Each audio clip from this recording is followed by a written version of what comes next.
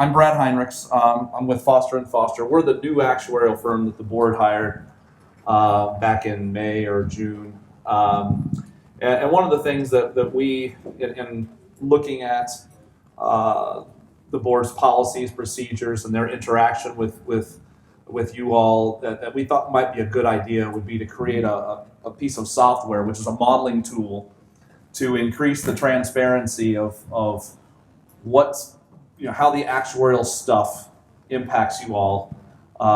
What happens if we contribute more? What happens if they change the assumed rates of return? What happens if we do really well in the market? What happens if we do poorly in the market? How is that going to impact our contribution requirements going forward? And I thought that if we put together an interactive modeling tool so that each one of the employers can take it back and really have some fun with it. Fun is relative, I understand.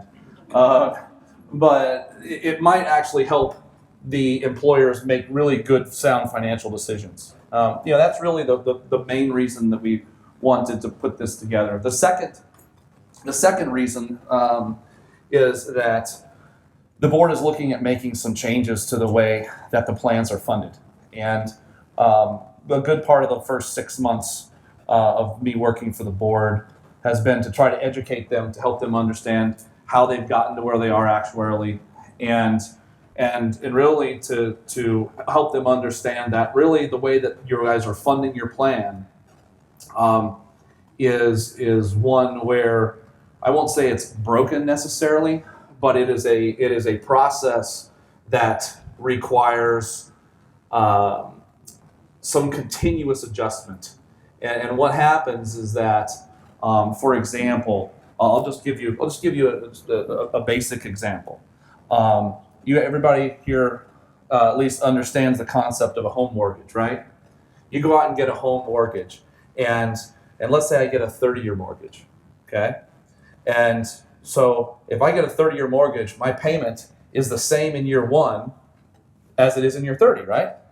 And if I was to describe my payment in that mortgage as a percentage of my income, okay, and I did that at the beginning versus towards the end, hopefully I've gotten raises over that time, right? Hopefully I make more 30 years after than I do at the beginning. So that payment, when expressed as a percentage of my income, actually goes down over time, right? Okay? The way that now imagine if, so you guys live in Arizona, right? I live in Florida. It's the same kind of place, only you have wet air and dry air. It's still hot, okay? But what's also similar, your real estate markets are similar too, right? Have you ever heard of the concept of an interest-only mortgage? You guys have those in Arizona, right? So what happens in an interest-only mortgage? Well, you get a 30-year interest-only mortgage. The payment is just what? It's just the interest, right? Right? And if you just pay the interest, okay, do you ever pay off the house? No. The only way you get equity in the house is if what? The equity, the value of the home grows, right? Okay. Well, imagine if you went to your real estate guy, and he says, I've got a deal for you. Interest only? We could do better than that. What kind of raise are you going to get each year?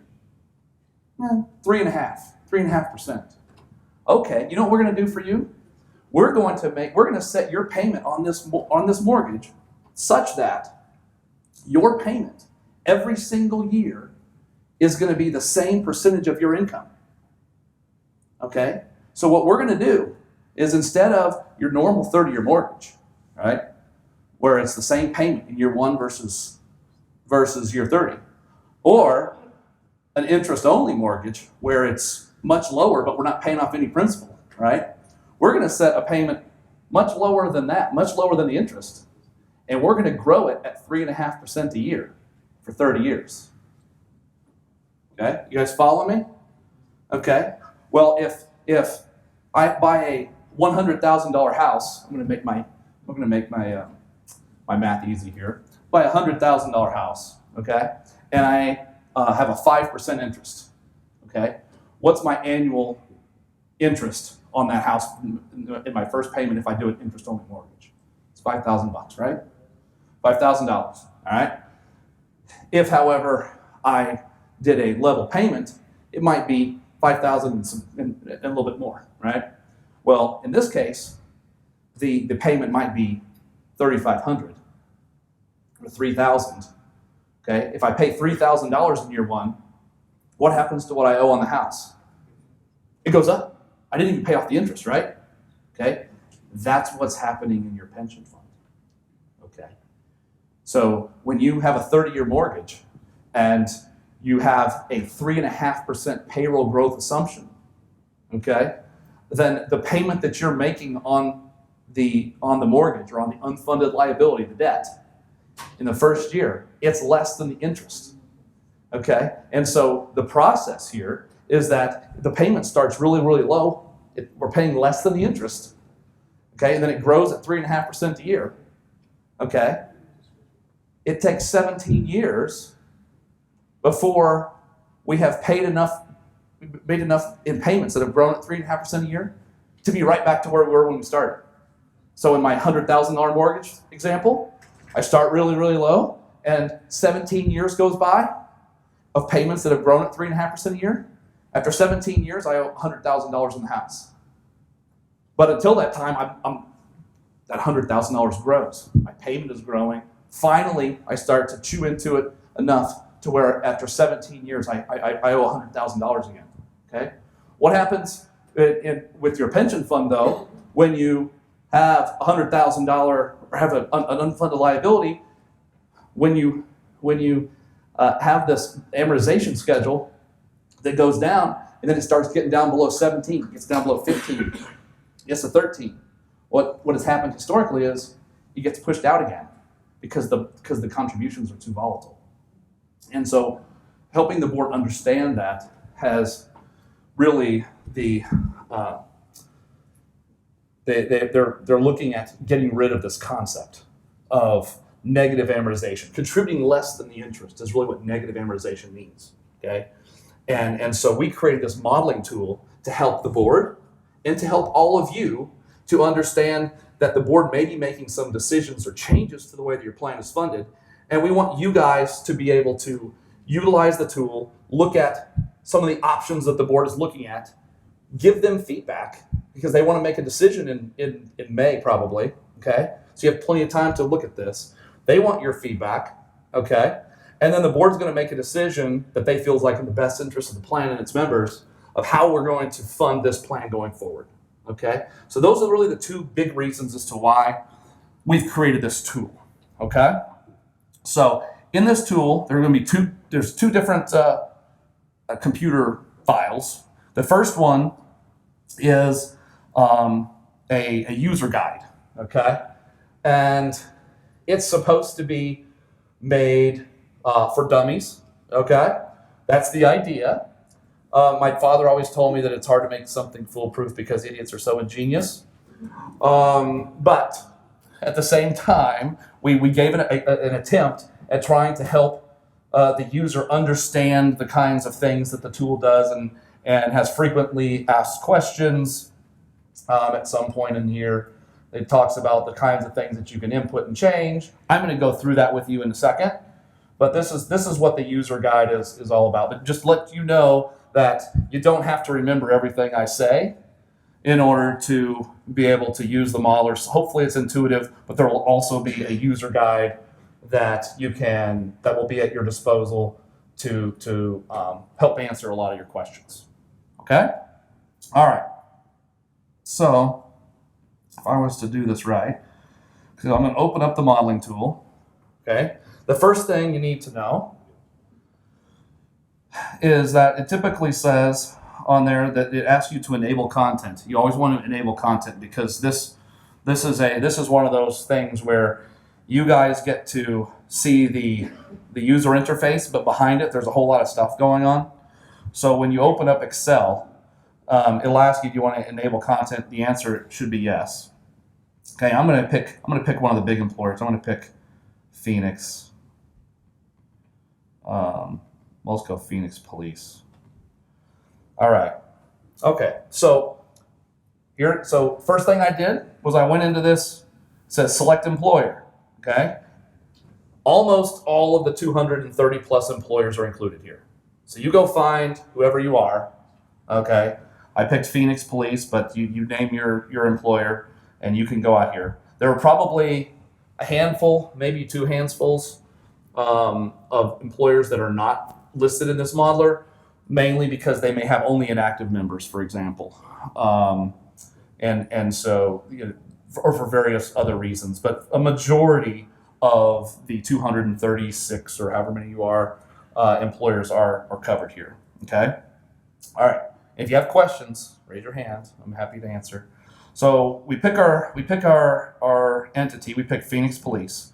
Now the next thing we can toggle with is how far are we going to be projecting out into the future? Okay. I put 2040. We can lower that to something much smaller. Okay, you can pick the number of years that you're going to study here. Okay, so if I just go back to 2040, just for grins. Okay, and that just shows you how long we're going to project. Okay, now the next available variable is new hire schedule. All right.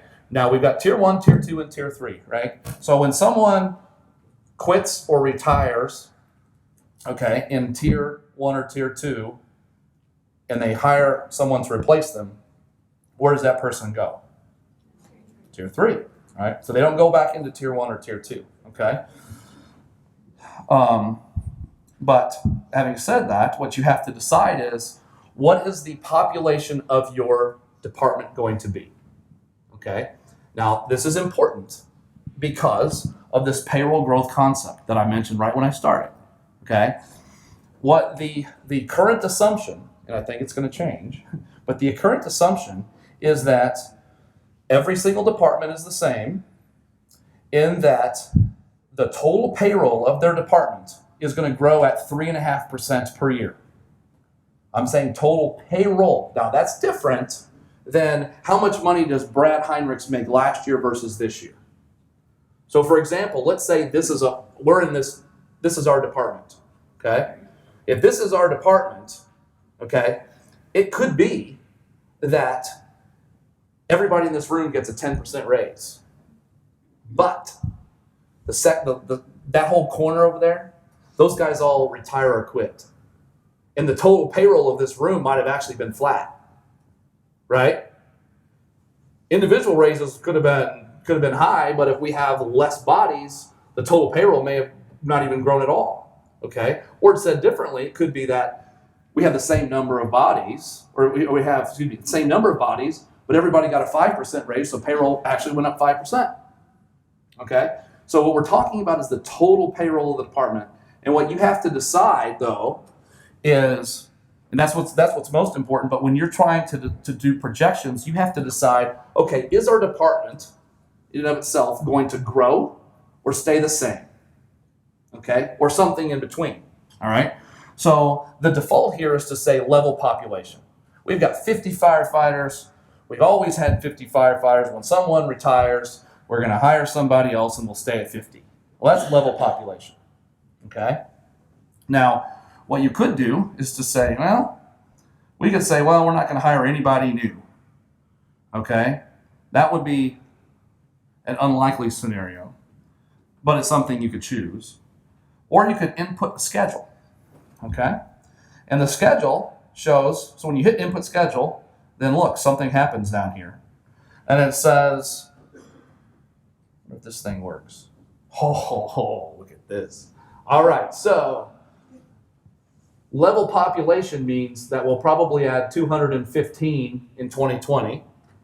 We'll add 199 in 2021. So what the program does is it projects when people are going to leave or leave drop, and when you're going to hire somebody new.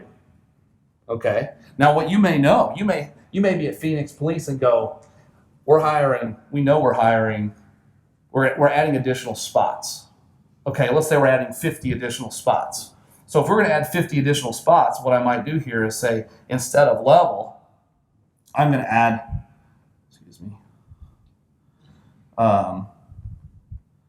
50, or just pick some number, I don't really care at this point, 50 different people, okay? And now, level from there. So what that basically says is we've got 50, we're opening up a new station, we're gonna have 50 new firefighters or police officers, whatever we're talking about here, okay? And then from that point forward, it's gonna be level from there, all right? So you can single-handedly determine what your population is going to be like each and every year, okay? And then this program will then, based upon the input that you give it, give you an estimated employer contribution for the next 20 years in this example, okay? And it'll show what your funded ratio is estimated to be over the next 20 years, okay? And it'll show what your total contribution is, even when you include the Tier 3 legacy payments to the unfunded liability, okay, over here, all right? And furthermore, over on the right side, and I've gone too far, on the right side, there'll be additional statistics that show what we're expecting in different blocks. It'll show the actual numbers, okay? Any questions about that before I move on? So that's assuming that those 50 new firefighters, police officers are Tier 3, right? Well, they have to be. Unless they came from another organization, they were Tier 1 or Tier 2. That's assuming that, yes, that's assuming that they're going to be Tier 3. All right, so I'm just going to type level here. Okay, all right. So if I say input schedule, I can just do level population, that goes away. All right, so now you may have heard that the board is, one of the assumptions that the board is looking at is the assumed rate of return. The assumed rate of return is what is the total assets, what sort of return will the total assets make in this fund every year on average until the last member of the plan dies. Okay, it's not necessarily what are you going to make in the next 12 months. It's what is the asset pool going to make for a really, really long time. Okay, maybe 75 years. All right, they're looking at potentially lowering that. They've been lowering it by 10 basis points, I think, every year. It was 7.4, it got moved down to 7.3. Okay, so let's say that you were looking at, well, what if the board changed it to 7.2 or 7, let's just say 7. Say that the board changed it to 7. What happens? Okay, well, what then happened was that the contribution rate went up, okay? And you can see what that contribution rate becomes.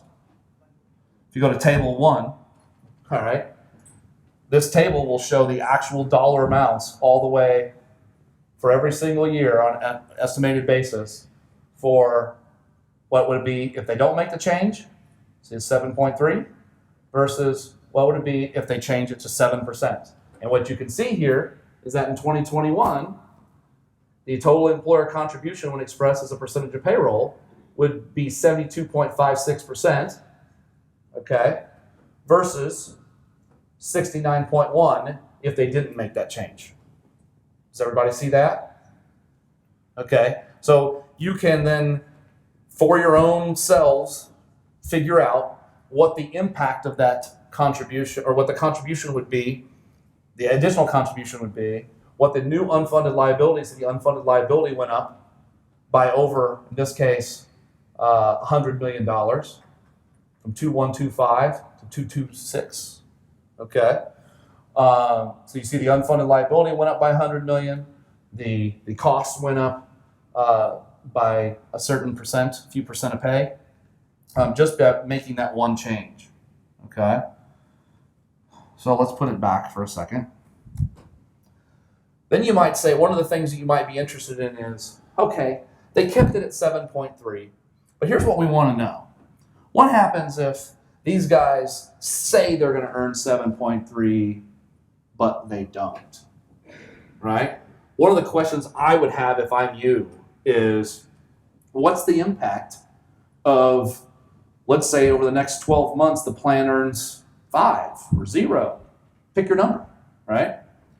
Well, this modeler will allow you to model that exactly, okay? And the way that the pension fund, the way the funding works is, just so that you understand it, each year, okay, we assume 7.3. Think we're going to get 7.3, and let's say we get 0, okay, just in a year, all right? So we were short by 7.3, okay? And well, let's say we earned 0.3. I'm going to make my math easier, okay? All right, we were short by 7%, okay? So here's how this works. The plan has a 7-year smoothing. So we were short by 7%. So what's going to happen is each year, 1% of that 7 that we undershot is going to factor into the unfunded liability. It's going to be a loss in the plan. We lost 7, but we're only gonna factor in 1% a year for 7 years. Okay? And so that 1% is then amortized, in this case, over a 27-year period. Okay? So what happens is by us losing 7%, it takes, in your contribution, it takes 7 years for that all to actually factor into the contribution, and then another 27 to actually pay it off. So really you're talking about a 34-year period from the time that you lost the money until it's actually paid off. Okay? Is this somewhat enlightening? Disturbing? Disturbing. Well, the whole point of this is for all of you to understand this better. Okay? And so what I'm working on with the board is to maybe make changes to the way this works so that we're making payments that pay off principal as well as interest, as opposed to not just interest. Because as it stands for 27 years, okay, in this example with Phoenix Police, the payment that they have to make is less than the interest.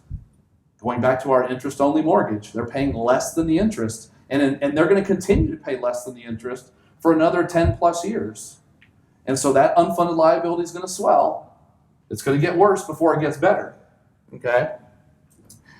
And the way that this currently works is that it's going to go 27, 26, 25. Well, what happens when it gets down below 10?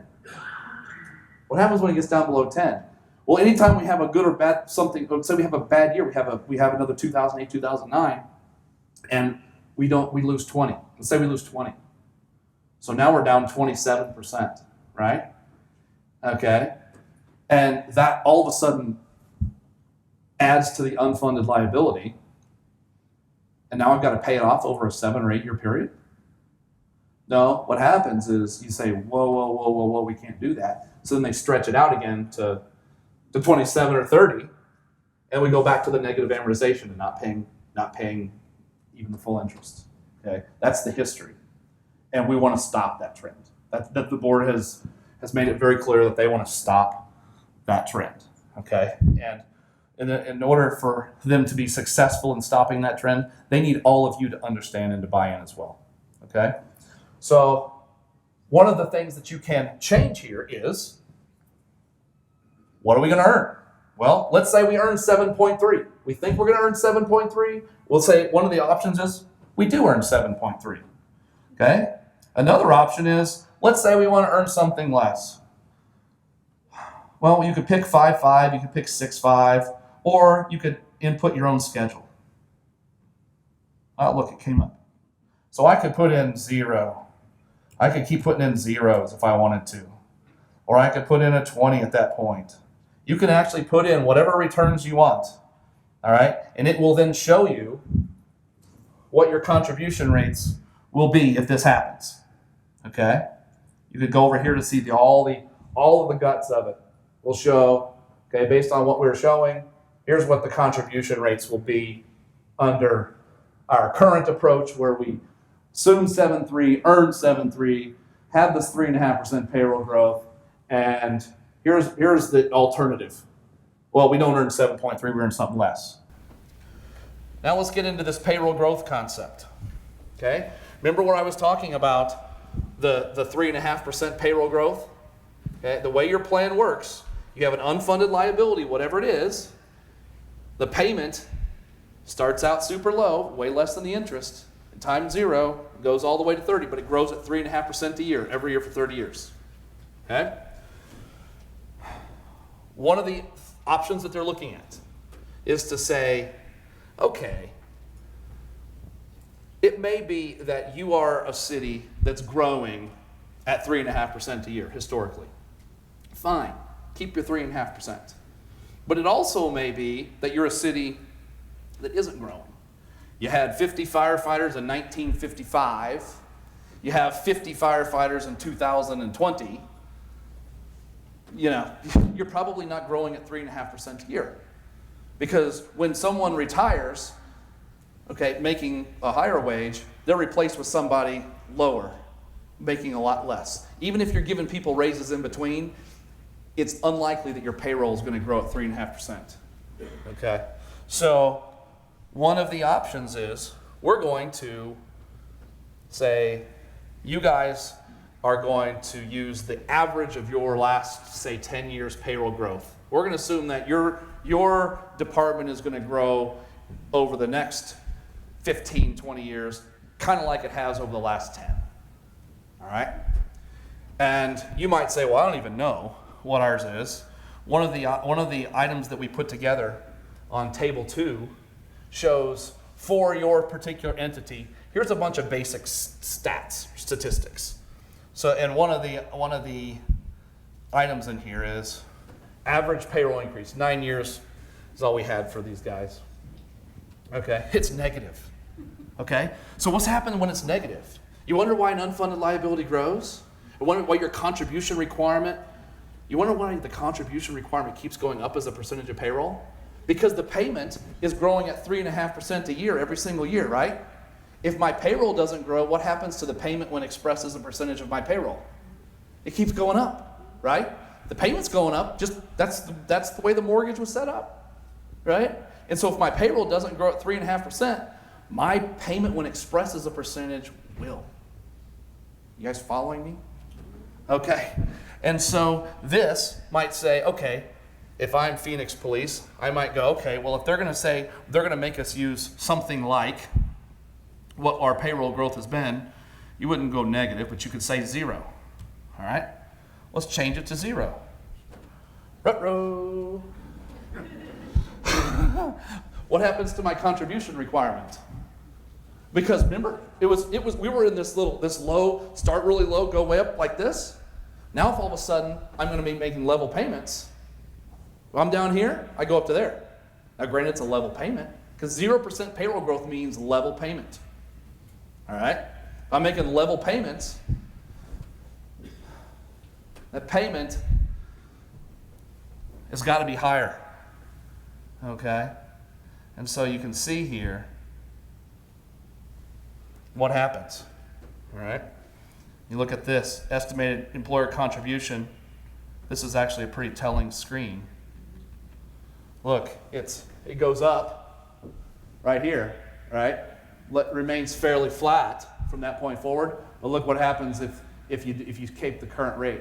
It's just going to keep trucking, right, into the future. All right, it's a pay more now, but pay a whole lot less later. And what you can see here, if you did that, this is the cool part, at least from an actuary's view, the cool part. You can look and see how much I contribute if we changed payroll growth assumption, okay? Well, it looks like I'm going to contribute $20 million less, okay? $20 million less if we, over time, all right? From a present value perspective, I'm going to be contributing a bit more, all right? But then you can see on each one of these tables what the impact really is. And you can see how the unfunded liability is $2.3 billion in 2026 there versus $2 billion there. You're $300 million better off and you're only 6 years in, okay? You're making payments that actually are principal as well as interest, as opposed to payments that aren't even the interest, okay? Any questions about that? Now, one of the things that the board might suggest is they might say, okay, Phoenix Police, you're at 0%, okay? Phoenix, the city of Phoenix might go, well, that dog doesn't hunt. They may say, we can't make that payment. Well, what the board may consider, and this is a may, what they may consider doing is phasing this in over time. I don't know, it's up to them. But that's something that you guys can communicate to them, that you could give them that feedback to say, you know, we believe in what you're trying to do here. We don't like the negative amortization concept, but I don't think our budgets will allow us in 2021 or 2 to make this kind of a contribution. And so if you can phase it in over time, that would be better for us. That could be a comment for them. Or you may say, hey, we just want to take a big bite out of the apple. All right? So if I put this back, now, another concept, we're almost done here. How am I doing? Okay.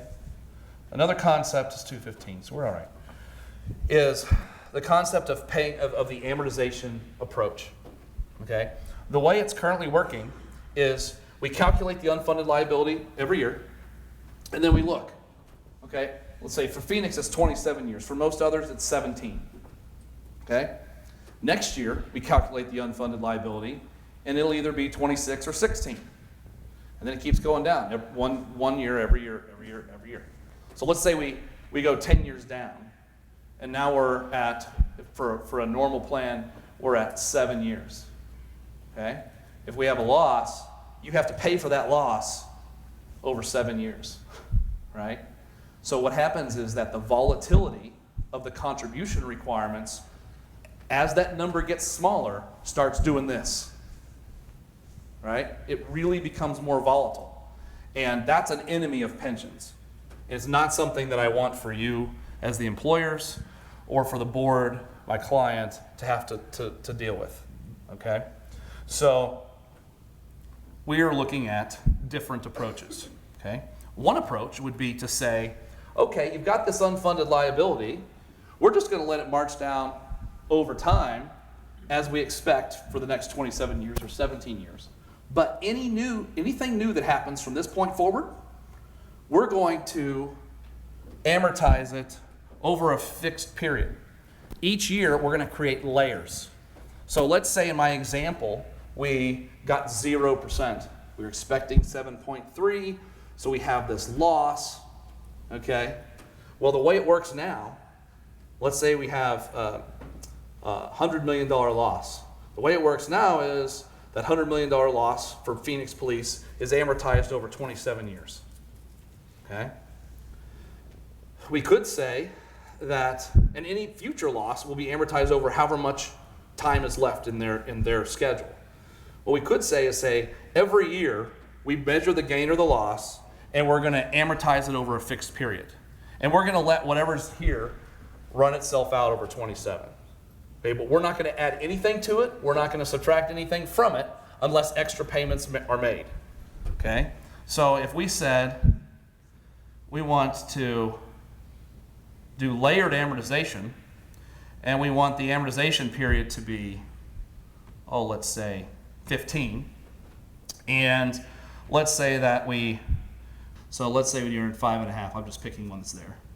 Okay. So if we earn 5.5 and we thought we were going to earn 7.3, okay, then you can and each year we're going to take the loss and amortize it over 15. So each year we create a 15-year mortgage. That 27, it's going to run all the way to 0.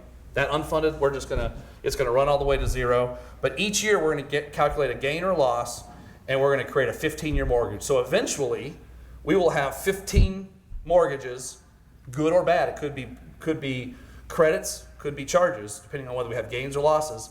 And we'll just have 15 different mortgages they'll be revolving and falling off. What that does is it keeps things very level, stable, and predictable. Okay? Because otherwise, if I'm Phoenix Police in 20 years or 25 years, let's just take the extreme. Let's say we're in the 27th year, okay? And we lose $500 million. What has to happen? They got to write a check, an extra check for an extra what? $500 million, right? Or if it's a 2-year amortization, I've got 2 years to pay for the $500 million plus the other unfunded I already had, okay? So from my perspective, that process doesn't work long term. And so this is an approach that the board is looking at, okay? Now, another approach would be to not do layered, but instead do an open. And what happens with an open amortization is that 27, it tracks all the way down to, I'm putting 15 here. We could put 10, we could put whatever. And then it stops. And then every year it just stops at 15. We're going to create a payment that is a 15-year amortization payment every single year, and that's it. Okay? It's never going to go down to zero, so we don't have to worry about that extreme example where we're at the last year and we lose a couple $100 million and we got to write a check for a couple $100 million. In this case, it gets down to 15, and we're not going to lower it any further. And each year we're going to create a payment that pays that on a 15-year mortgage. And a 15-year mortgage, by the way, won't have any negative amortization. So we will be paying off principal. Okay? The downside is it doesn't pay it off as fast. And these are the kinds of things that you'll see on your tables. Okay? Then lastly, then I'm going to shut up and ask if you guys have any questions. The last one is, okay, what happens if we make some extra contributions? You get the valuation, and it tells you what the minimum requirement is. You look at it and you say, okay, this is what we got to contribute. That's the minimum. But what happens if? What happens if Phoenix in 2020 decides they want to throw an extra $1 billion into this thing? Oh, look, by doing so, look what happens to the contributions in the future if you do that. And what happens to our funded ratio? And you can then see what the differences in contributions will be over time. And you can go down to, you can see on our alternate versus current approach to show, gosh, look at our unfunded liabilities and our funding requirements. In 2026, we'll be contributing 51% as opposed to 78% of pay. Okay? You can see what that $1 billion does for you on an annual basis. Okay? And you can calculate in terms of dollars what the difference is. One of the things that I think, one of the comments that were made and why I think this tool is going to be helpful for you is, one of the comments was, we contribute extra, but we don't even know how that really helped us. Okay? This will tell you exactly how it's helping you. Okay? And in your inputs, you can put any amount in any year. Okay? And show what the impact is. And then you don't just have to do one of these at a time. You can say, oh, well, if I contribute this extra amount and we add 50 new firefighters, and we lower our payroll growth down to something that's more reasonable, or something that is that's close to our average, this is what the next 20 years looks like, or the next 30 years looks like. That's the point of this modeler. Okay?